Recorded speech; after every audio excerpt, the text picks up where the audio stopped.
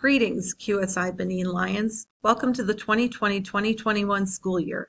My name is Mrs. Sedmak, and I've been teaching for 25 years, while 16 of those years have been with Quality Schools International. With QSI, I've had the opportunity to live and travel on 5 different continents with the rest of my family.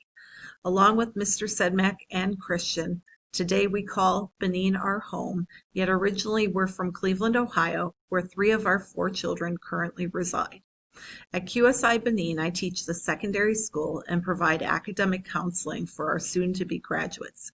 As a secondary school teacher, I specialize in the humanities, while this year I'll be teaching American literature, U.S. history, and world history. Along with teaching in a traditional style classroom setting, I also teach online with QVS, Quality Virtual Schools, which is QSI's virtual learning platform. Currently, I offer 5 different subjects for students in QSI schools all over the world. It has been an honor and great pleasure to work with QSI and to teach students for the past 25 years.